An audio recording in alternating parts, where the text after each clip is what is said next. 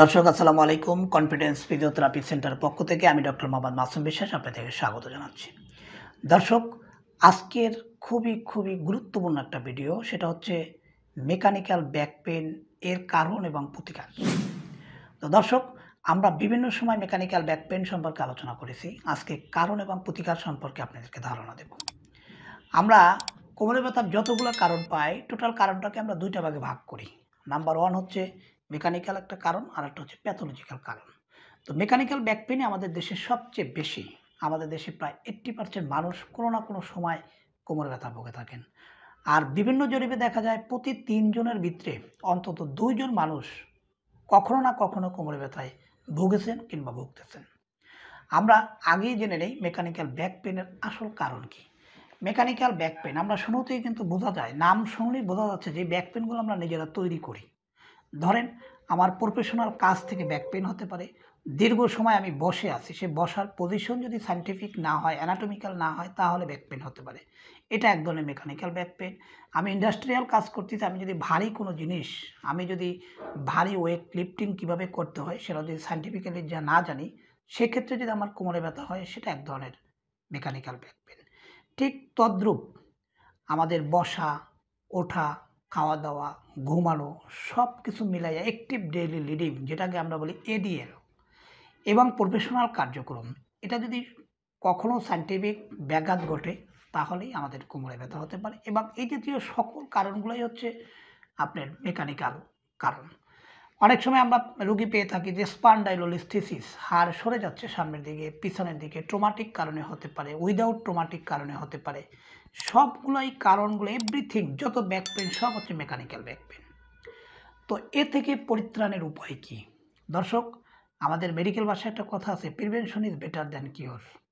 আপনি চিকিৎসা করার আগে, রোগ হওয়ার পরে আপনি ট্রিটমেন্ট করবেন, তার আগে অবশ্যই এটাকে যদি আপনি বাধা দিতে পারেন, অ্যানাটমিক্যাল পজিশনে চলতে পারেন, নিয়ম মেনে চলতে পারেন, সেটাই সবচেয়ে বেটার। আমাদের দেশে এই জাতীয় মেকানিক্যাল ব্যাক পেনের চিকিৎসা খুবই সহজ প্রক্রিয়ায় এবং একটা নির্দিষ্ট সময়, 2.5 থেকে 2 মাস বা 3 থেকে 5 মাস এর ভিতরে মেকানিক্যাল ব্যাক পেন পরিপূর্ণ ভালো হয়। আবার 15 থেকে 10% মানুষের মেকানিক্যাল ব্যাক পেন সহসায় কমতে চায় না। তাদের কারণ হচ্ছে, তারা হতে পারে অ্যাংজাইটি হতে পারে, পারিবারিক কোলাহল হতে পারে, ডিপ্রেশন হতে পারে, বিভিন্ন কারণে প্রফেশনাল হ্যাজার্ড হতে পারে। তাদের অনেক সময় ব্যথা কমে না, কিংবা অনেক সময়, দীর্ঘ সময়, মাসকে মাস, বছরকে বছর সময় লেগে যায়। তো দর্শক, আমাদের এই চিকিৎসার প্রধান শর্তই হচ্ছে আপনাকে রেস্টে থাকা দরকার। যে কারণে আপনাকে ব্যাক পেন হচ্ছে সেটাকে রিমুভ করা দরকার, সেটাকে আইডেন্টিটি করে সেটাকে কারেকশন করা দরকার, এবং আপনাকে রেস্টে থাকা দরকার। রেস্টে থেকে আপনি বাসায় হট কম্প্রেশন অথবা কোল্ড কম্প্রেশন ব্যবহার করতে পারেন। এই জাতীয় হট এবং কোল্ড কম্প্রেশন অ্যাভেলেবেল মেকানিজম এখন পাওয়া যায়, এগুলো আপনি ব্যবহার করতে পারেন। এবং পাশাপাশি কিছু মেডিকেশন, যেমন অ্যানালজেসিক ড্রাগ হতে পারে, মাসেল রিল্যাক্সেন্ট হতে পারে, এই জাতীয় ড্রাগের পাশাপাশি আপনি যদি রেস্টে থাকেন এবং হট কম্প্রেশন ব্যবহার করতে পারেন, আপনি পরিপূর্ণ সুস্থ হয়ে যাবেন।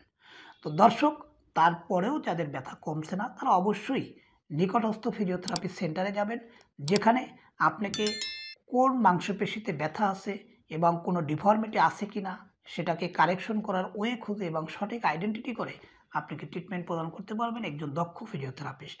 আপনি ফিজিওথেরাপিস্টের শরণাপন্ন হলে আপনার তাদের যে দেখানো যে ব্যায়ামগুলো, সেটা যদি দিনে 2 বার করতে পারেন, সকাল এবং বিকাল, এবং পাশাপাশি আপনাকে যে নিয়মকানুন বলে দেয়, যেমন সামনে ঝুঁকে কাজ না করা, ভারী কোনো জিনিস নিচ থেকে উপরে না উঠানো, ভারী কোনো জিনিস ধাক্কা দিয়ে না সরানো, এবং চেয়ারে আমরা যখন বসি সেটাকে অ্যানাটমিক্যাল পদ্ধতিতে কোমর সোজা রেখে সঠিকভাবে বসা, এইগুলো যদি আপনি নিয়মিত মেনটেন করতে পারেন, আশা করা যায় আপনার মেকানিক্যাল ব্যাক পেন 100% ভালো করা সম্ভব ইনশাআল্লাহ। দর্শক, আজকে এ পর্যন্তই। পরবর্তীতে আসবো আরও অন্য কোনো টপিকস নিয়ে। আসসালামু আলাইকুম।